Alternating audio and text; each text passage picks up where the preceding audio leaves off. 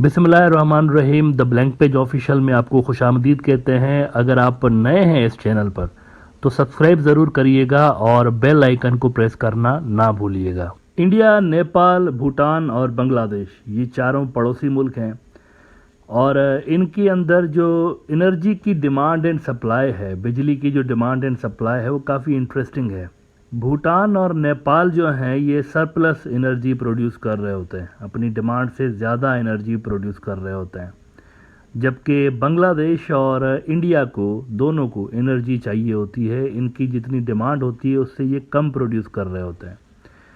नेपाल एक ऐसा मुल्क है जिसके पास बेतहाशा पोटेंशियल मौजूद है बिजली पैदा करने का। आप में से शायद बहुत सारे लोग ये बात ना जानते हों कि 42,000 मेगावाट एनर्जी जो है वो प्रोड्यूस करने की सलाहियत नेपाली दरियाओं के अंदर मौजूद है। हाइड्रो इलेक्ट्रिसिटी जिसे आप कहते हैं। नेपाल के दरिया 42,000 मेगावाट बिजली जनरेट कर सकते हैं, जबकि नेपाल की ज़रूरत आपको पता है अपनी ख़ुद की ज़रूरत कितनी है, सिर्फ 1700 मेगावाट। उनकी डिमांड इतनी सी होती है, बस 1700 मेगावाट, और मानसून के सीज़न में तो और भी कम हो जाती है।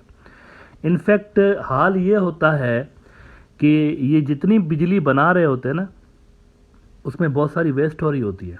बहुत सारी बिजली इनकी वेस्ट हो रही होती है। हाल ही में जो ये जो साल गुजरा है, इसमें ऐसे भी दिन आए कि एक एक दिन में नेपाल ने 500 मेगावाट की बिजली जो थी वो ज़ाया की, बनी हुई बिजली ज़ाया कर दी ऐसे ही एक एक दिन में। ये जून से लेकर, गुज़िश्ता साल जून से लेकर अक्टूबर का जो टाइम था ना, इन महीनों में नेपाल ने एक एक दिन में 500 मेगावाट बिजली वेस्ट की, जो कि $90 मिलियन का नुकसान है।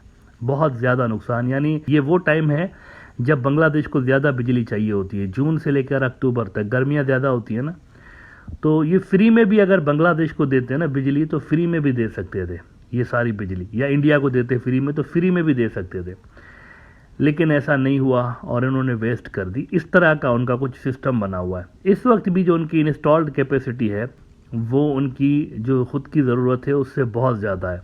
लिहाजा नेपाल के पास बांग्लादेश और इंडिया को हेल्प करने के लिए काफ़ी कुछ पोटेंशियल मौजूद है। भूटान के लिए तो मैं इसलिए नहीं कह रहा हूँ क्योंकि भूटान भी नेपाल की ही तरह अपनी ज़रूरत से ज़्यादा बिजली प्रोड्यूस कर रहा होता है, लेकिन उनके अंदर जो बिजली की जनरेटिंग कैपेसिटी है वो इतनी नहीं है नेपाल की जितनी। नेपाल में पोटेंशियल बहुत ज़्यादा है, भूटान से ज़्यादा है। अब मसला लेकिन यहाँ पर यह है, उस दिन भी मैंने बात की थी कि इंडिया के कोऑपरेशन के बिना ये जो रीजनल एनर्जी क्राइसिस है ना, ये रिजॉल्व नहीं हो सकते जब तक इंडिया नहीं चाहेगा। और इंडिया को खुद को भी नीड है वैसे इस चीज़ की। लेकिन यहाँ मसला आपको आज डिटेल में समझाता हूँ कि इंडिया क्यों इतना ज़्यादा इसके अंदर इंटरेस्ट नहीं दिखा रहा होता। यहाँ थोड़ी सी पॉलिटिक्स है असल में, चाइना यहाँ भी फैक्टर है। इशू ये है सारा कि बांग्लादेश तो चाहता है कि हमें बिजली चाहिए नेपाल से, लेकिन नेपाल के अंदर जो बिजली बनाने के कारखाने हैं ना, इनमें से बहुत सारे चाइनीज़ हैं, चाइनीज़ कंपनियों ने लगाए हुए हैं, और ये चीज़ इंडिया को पसंद नहीं है। इंडिया ने 2014 में नेपाल से बिजली खरीदने के मुआहदे किए थे, और 4 साल के बाद ही जब उन्होंने देखा कि चाइना उभर गया है और चाइना तो एक सीरियस चैलेंज बन के उभरा है, तो उन्होंने 4 साल के बाद मोदी साहब के दौर में 2018 में अपने ही बनाए गए कवानीन बदलते हुए नेपालियों को कहा कि हम आपसे उन बिजली घरों की बिजली नहीं लेंगे जहां पर चाइनीज़ इन्वॉल्व हो, यानी जहां पर चाइनीज़ कंपनियां होंगी ना, उन प्रोजेक्ट्स की बिजली हम आपसे नहीं खरीदेंगे। ये इंडिया ने 2018 में बाकायदा लॉ पास कर दिया। अब इस पे नेपालियों को प्रॉब्लम हो रहा है और नेपालियों ने बहुत सारे अपने जो प्रोजेक्ट्स थे उनसे चाइनीज़ को बाहर भी निकाल दिया। इसकी वजह यह है कि चाइना उनसे बिजली नहीं खरीद रहा होता, इंडिया खरीदता है। चाइना क्यों नहीं खरीदता? चाइना इसलिए नहीं खरीदता क्योंकि पीछे, नेपाल के पीछे हिमालयाज़ के जो पहाड़ हैं उनका एक सख्त तरीन टेरेन है, जहाँ पर टेम्परेचर माइनस में होता है और जहाँ पर बिजली की वो जो ट्रांसमिशन लाइन है वही बिछाना इंतहाई मुश्किल होता है। तो टेरेन सख्त होने की वजह से चाइना ने अभी तक कोई मुनासिब अरेंजमेंट यहाँ पर नहीं किया नेपाल से बिजली खरीदने के लिए। लेकिन इंडिया के पास तो ये चीज़ नहीं है ना, इंडिया और नेपाल के दरमियान तो ऐसी सख्त टेरेन नहीं है, तो वहाँ पर ऑलरेडी ट्रांसमिशन लाइंस बिछी हुई हैं, उनको ज़रूर नेपाल वाले सेल कर रहे होते हैं बिजली। तो इस पे इंडिया पॉलिटिक्स खेल रहा है असल में, चाइना को वहाँ से आउट करने के लिए, एनर्जी के सेक्टर से, एनर्जी के सिस्टम से आउट करने के लिए काफ़ी कुछ जो है वो लॉ मेकिंग इंडिया ने की हुई है, और इसमें इंडिया वैसे सक्सेसफुल भी हुआ है। अब इसमें इस हद तक नेपाल के एनर्जी सिस्टम में इंडियन इंटरफेरेंस रही है कि गुज़िश्ता साल मई के अंदर ही, लास्ट जो मई थी, ये भी मई का महीना चल रहा है ना, तो गुज़िश्ता साल नेपाली जो गवर्नमेंट थी, इन्होंने बुद्धि गंडकी का एक बड़ा हाइड्रो प्रोजेक्ट था, तो वो चाइनीज़ कंपनी को मिला हुआ था। तो इंडिया के प्रेशर में आकर चाइनीज़ इन्वेस्टर से, चाइनीज़ कंपनी से वो प्रोजेक्ट नेपाल ने छीन लिया था। क्यों छीना था? क्योंकि इंडिया ने इनको कहा हुआ है ना कि हर वो प्रोजेक्ट जहां पर चाइनीज़ होंगे, चाइनीज़ कुछ भी लिंक नज़र आया हमें चाइनीज़ का, तो हम वो प्रोजेक्ट नहीं लेंगे, उससे जो बिजली बनती है वो नहीं लेंगे आपसे।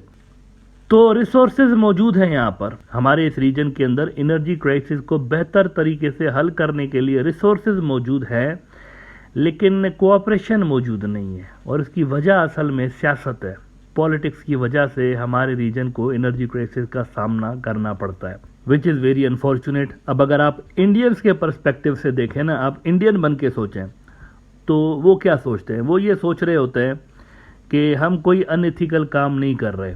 नेपाल हमारे जोन ऑफ इन्फ्लुएंस का मुल्क रहा है, नेपाल के ऊपर हमारा असर रहा है, तो अब अगर अचानक से चाइना खुदक के आ गया है, तो हम कैसे चाइनीज़ को अलाउड करें कि बिजली हम खरीदें और असर ये अपना पावर सेक्टर के अंदर बढ़ाए, ये अपनी कंपनियां लेकर आ जाएं। वैसे तो हम देंगे इनको नेपालियों को बिजली खरीदने के, तो उनकी भी एक अपनी पोजीशन है इंडियंस की। अब यहाँ पर इस मसले के चलते वो जो बांग्लादेश सोच रहा है ना कि हम नेपाल के साथ और भूटान के साथ एनर्जी खरीदने की एक कोशिश करें, कॉरिडोर बनाने की बातें हो रही है, एनर्जी कॉरिडोर, ये इतना आसान नहीं है। बांग्लादेश वाले भूटान से तो एनर्जी ले सकते हैं, नेपाल से इस तरह से नहीं ले सकते, क्योंकि नेपाल में वो जो चाइनीज़ कंपनियां जहां पर उन्होंने इन्वेस्टमेंट की हुई है, भूटान में तो चाइनीज़ कंपनी की इन्वेस्टमेंट नहीं है ना एनर्जी के सेक्टर में, नेपाल के अंदर है, और सरप्लस बिजली भी वहाँ से ही उनकी आ रही होती है। तो बांग्लादेश अगर वो सरप्लस बिजली खरीदना चाहेगा तो इंडिया अलाउड नहीं करेगा, वो खुद ही नहीं ले रहे, तो बांग्लादेश को कहाँ से लेने देंगे? भूटान से कर सकते हैं, बांग्लादेश वाले भूटान से एनर्जी प्रोड्यूस कर सकते हैं। वैसे ये ज़्यादा कॉस्टली ऑप्शन है, क्योंकि इंडिया भी उनसे ले रहा है, और ये लॉन्ग रन में कितना चलेगा आई डोंट नो, क्योंकि एक क्वेश्चन मार्क है बहुत बड़ा। इसकी वजह यह है कि इंडिया जैसे नेपाल से बिजली खरीदता है, वैसे भूटान से भी बिजली खरीद रहा होता है, और भूटान और चाइना की सेटलमेंट होने वाली है, डोकलाम के इशू से लेकर तमाम बॉर्डर इशूज़ वो रिजॉल्व करने जा रहे हैं। Once these border issues are resolved, तो उसके बाद क्या इंडिया इनसे खरीदेगा बिजली? एक बहुत बड़ा क्वेश्चन मार्क है ना, नहीं खरीदेगा मोस्ट प्रोबेबली। उनका जो ट्रैक रिकॉर्ड देखकर यही लग रहा है कि नहीं खरीदेंगे। तो अगर ये बिजली भूटान से खरीदना बंद कर देंगे, तो उस एनर्जी कॉरिडोर का क्या होगा जो कि बांग्लादेश बना रहा होगा, अभी जो बना रहे हैं भूटान के साथ और नेपाल के साथ, उसके तो फ्यूचर पे क्वेश्चन मार्क लग जाएगा ना। मुमकिन है कि इंडिया उसको भी बंद कर दे कि नहीं, हम भी नहीं खरीदेंगे और आपको भी नहीं खरीदने देंगे, ऐसा पॉसिबल है ना। तो ये जो कॉरिडोर बनाने की बातें हो रही हैं ना, ये मतलब बांग्लादेश कर तो सकता है, लेकिन रिस्क बहुत ज़्यादा इसके अंदर इन्वॉल्व है। इसकी रिस्क की वजह असल में इंडिया चाइना कोल्ड वार है।